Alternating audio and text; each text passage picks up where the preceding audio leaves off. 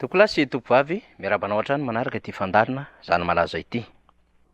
Araka ny fantatra zany ny fahampalalana ny vaovao samihafa dia anatanteraka iraka ho tanterahany eto Madagasikara manomboka amin'ny alarobia fa 7 amby roapolo volana septambra ho avy izao ka hatramin'ny faha-efatra ny volana oktobra ny iraka avy amin'ny firenena mikambana.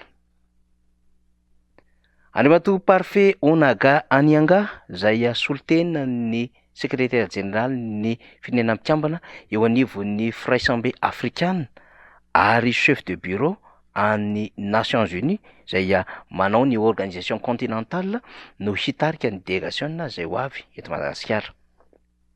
Ity iraka ity dia tafiditra indrindra amin'ny fanaraha-maso ny fizotra sy ny fanatanterahana ny fifidianana izay ho tanterahana eto Madagasikara amin'ny 5 volana novambra 2024 ho avy izao ho an'ny vidinina voalohany. Fa azo antoka sy mahafantatra tsara ny zava-misy eto Madagasikara ny iraky ny firenena mikambana satria taorianany reny adevitra be mikasika ny didy navoaka ny fitsarana avy momba ny lalam-panorenana larana faha 12 tsipika ACC barra Detroit tamin'ny 5 volana septambra lasa teo, mikasika indrindra ny listre ireo kandidata 13 ifaninana ary mikasika ihany koa ny fandava ny filohan'ny antenimieran-doolona ny fandraisana ny andraikitra ny filoham-panjakana Vonjimaika ary nanomerana izany amin'ny gouvernemanta ho fiara-mitantana sy solitena amin'ny andraikitra ny asan'ny filoham-panjakana Vonjimaika dia betsaka ny fanambarana teraka taorian'izay.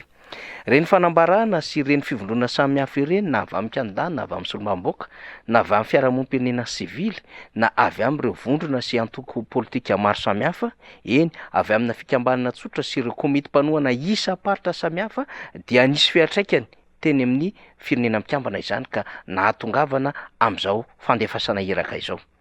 Matoa tonga amin'izao ny adevitra ka ny solitena izay manana andraikitra lehibe mihitsiny eo anivon'ny firenena mikambana ny tonga eto Madagasikara na dia efa nandray aza ny avy amin'ny OIF na dia efa nandray aza ny avy amin'ny PNUD eto Madagasikara ny vondrona Europeana ary efa noraisin'ireo fivondrona n'ireo vondrona iraisam-pirenena teto Madagasikara tamin'ny herinandro ambony io ny vondron'ny kandida dia hiakatra misehatra ambonimbony kokoa izany.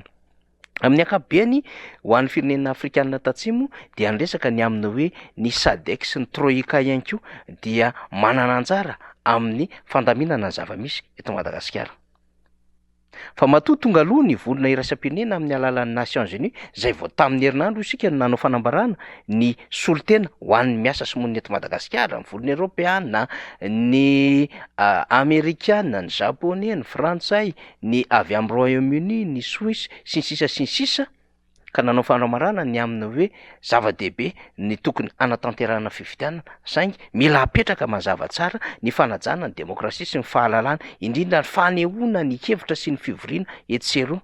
Io fanehoan-kevitra io dia nambarany ny fanambarana ny sehatra resam-pirenena amin'ny hoe fanehoan-kevitra ampilaminana izay misy famelezana akolaka amin'ny fitondram-panjakana izany satria dia tereniny fitondram-panjakana izany fomba fanehoan-kevitra izany amin'izao fotoana izao. Arak'izany dia ho adevitry ny tontolo ara-politika izany ity herinandro ity. Ho adevitra satria ao anatin'ity délégation avy amin'ny firenena mikambana ity dia misy 4 be zao no andrafitra izany. Fa ny adevitra teraka ny amin'ny hoe dia hoe inona no fandraisana fanapahan-kevitra vokatra izay fiaonana samihafa izay. Na hoe aoriana n'ireo fiaonana ireo satria isika dia mahafantatra tsara fa aoriana ny 4 oktobra hamarana an'izy ireo ny iraka eto Madagasikara dia hanomana ny fampilezan-kevitra ho amin'ny fifidianana filoham-pirenena ny rehetra raha toka izy ny fifidianana. Fa averintsika tsy haivona ve ny fangatahan'ireo kandida dia ny amin'ny hoe ny hanoloana ny CES izay fahefana tokony hitsara sy hamoaka ny vokam-pifidianana ofisialy. Ny andaminana ny fomba fiasan'ny CENI eny hatramin'ny refonte mihitsy aza ny structure sy ny fomba fiasan'ny CENI izany. Ary ny amin'ity gouvernemanta izay nitanila ity gouvernemanta tsy neutre fa gouvernemanta izay manana fiandaniana politika ary fiandaniana politika makany amina kandida mpanjakana anankiray. Io ihany koa tsy maintsy hifaharany adevitra satria anisan'ny fosotra lehibe anankiray tsy mampahomby izao zava-misy eto amin'ny firenena izao ny fisiany ty gouvernemanta izay manao fitanilanina politika ity ary efa mandeha mihitsy aza manao propagande politika amin'ny lokony volomboasary ankehitriny. Izany no hanambarantsika ny amin'ny hoe zava-dehibe loatra izao. Raha tsy misy moa zany reny fanambarana fanamelohana amin'ny fihetsiky ny ACC reny sy reny fanonganam-panjakana amin'ny androm-panjakana nataon'ny ACC reny ary nandava amin'ny filohan'ny antenameran-doolona ny fahefana ka nanomeza ny fitsarana avy momba ny lalam-panorenana ny fahefana hoeny amin'ny gouvernemanta tsay kristian dia nanao ahoana ny fahafantarana zao tontolo zao ny zava-misy mikorotana ara-politika eto Madagasikara. Ny fanontaniana petraka dia hoe iza ny tsaratsara sy mora vidy kokoa ny mamany olona ny fifidianana meloa ve sa ny mamany olona ny fifidianana ao aoriana ny krizy ara-pifidianana. Io le mahazatra hoe crise post-électorale. Efa niainantsika teto Madagasikara manko zany crise post-électorale zany na hoe crise ao aoriana ny voka-pifidianana. Tahaka an'izay nitranga tamin'ny taona 2020 ary naharitra dia naharitra zany crise zany ary naharavana sy nampiteny zavatra maro. Mbola iverina ve zany ary mbola azo inoana ve zany fa izany no hitranga eto Madagasikara na dia betsaka aza ny efa manangasanga fa tsy anaiky mihitsy an'izao fomba fihetsiky ny ACC ny senisy ny gouvernemanta izao amin'ity fikarakarana ny fifidianana tsy mandeha amin'izay laoniny ity ary efa fifidianana miangatra manome tombo ny candidat-mpanjakana. Karaha mbola azo sorohana tsara ihany ny misoroka. Izany indrindra no antom-pionana nataon'ireo collectif des candidats amin'ny volona samihafa. Nanetry tena mihitsy azy izy ireo niaona tamin'ny ACC ny resaka mivatana ny zava-misy amin'izay fanolanana lalàna, fanitsahan-dalàna ary fandikan-dalàna nataony izany fitsarana momba ny lalam-panorenana izany. Ary efa nisy koa ny fiainana izay nataony reto vondrony candidat ireto tamin'ny sehatra isam-pirenena, tamin'ny FFKM, tamin'ny PNUD ary efa niaona izy ireo tamin'ny société civile ary farany teo tamin'ireo solombamboaka izay vondrona ao anatin'ny angaredona. Fa ndeha hoen'iotsika ao anatin'ity fampitinanresaka Andriamatoa Roland Ratsiraka ity ny fomba fijerin'izy ireo sy ny hevitra heverin'izy ireo hitondrana ny raharaha arak'izao anazavany azy izao.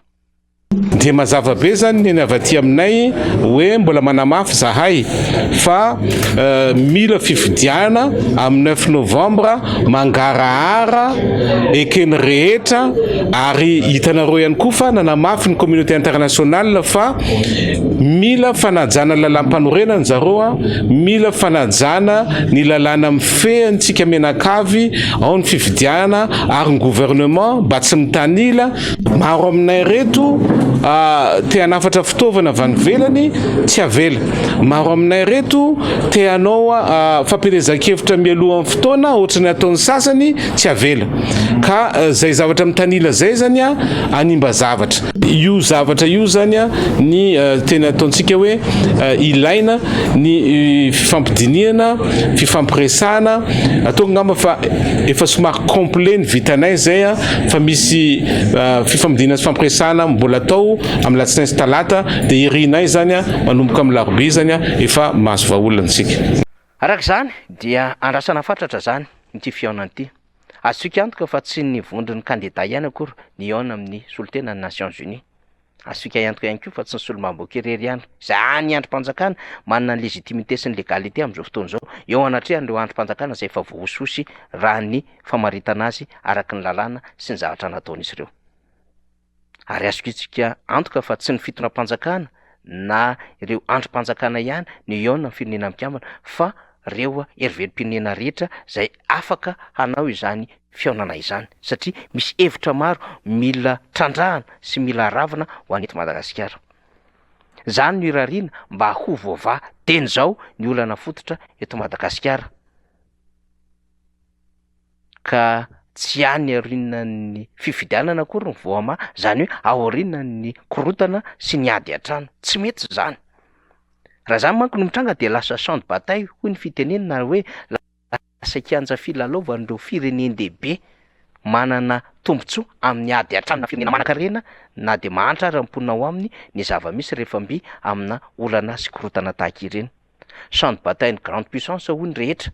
Mihintsika fa tsy ho tonga amin'izany Madagasikara satria raha zany manko no hitranga dia aharitra ary mahazo faky eto Madagasikara ireo firenendehibe izay efa mitsiriritra te hitsabaka any Madagasikara satria mahafantatra fa eto Madagasikara ny matiera première na ny kojakoja voalohany fanodinana ny tontolo ara-industrial na nucléaire izany na amin'ny famokarana izany na am'ireo orinasa lehibe sy indostria lehibe vaventy eran'izao tontolo zao, de eto Madagasikara avokoa no ahitana andro matiera premiera sy ireo tahirina rena rehetra zay tadiavin'ny tsena iraisam-pirenena am'izao fotoana zao.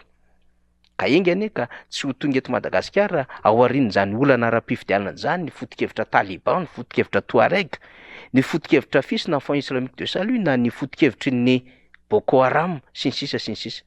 Tena mivavaka tsika tsy hahatongavan'izany satria ny fisian'ny ady an-trano sy ny korotana dia mampirisika amin'ny fireneny lehibe sasany hitsabaka sy hampiasan'ny olony amina firenena tahaka izany. Mampirisika ireo fireneny lehibe samihafa hampiasan'ny olona ka hitsabaka amin'ny alalan'izany olona zany hampiasainy vatsiny fitaovam-piadiana, vatsiny vola mba ahazony mamahatra amina firenena anankiray. Jerevony zava-misy any Libia, zava-misy any Syrie sy any amin'ireo firenena afrikanina samihafa. Ohatra amin'izany ihany koa tsy lavitra antsika ny any Soudan du Sud sy ny sisa sy ny sisa. Lafin-javatra zay manahirana zany ka tsy maintsy nyresahantsika fa mintsy manantena isika fa mba ahita vahaolana mialohan'ny fifidianana ny rehetra, indrindra indrindra tsy hanao dido andehitrezana ny fitondram-panjakana ka hanela fitondrana ny raharaham-pifidianana ho tsy maintsy ho atao amin'ny volana novambra, na de efa hita aza fa antsana be sy lavaka mangitsikitsoka hiteraka fahampotehana, fahantranalala ary fanombanan'ny firenena ny zavatra mety hitranga ao aoriana kely eo arak'io tery-vaimanta sy tosika sy trindry ara-politika tian'ny fitondram-panjakana atao anatanterahana fifidianana io. Mila mampandefitra ny ambo-po eo anatrehan'izany ny fitondram-panjakana. Zany raha teo no karohany ny vondron-kery samihafa na kandida io na député io na antoko politika na volona sivily na fikambanana tsotra na ihany koa ireo zay heverina fa mba manana ny heviny amin'izao raharaham-pirenena zao hikary vahaolana. Ingany eo isika mba ahita vahaolana fa tsy sanatrin'izany ny zava-misy eto Madagasikara aorian'ny fifidianana de hitarika hafaliana ho an'ny hafa satria hiady an-tranontsika ka hisy andrombaka ny fiandrianana, hisy andrombaka zay arena tsy manam-paharoa ananany ty Madagasikara ty. Toizantsika ny adevitra fa andrasantsika ny fahatongavana zany eraky ny firenena mikambana zany. Zany zava-misy zany malaza, makasitraka tokola, makatela tokovavy.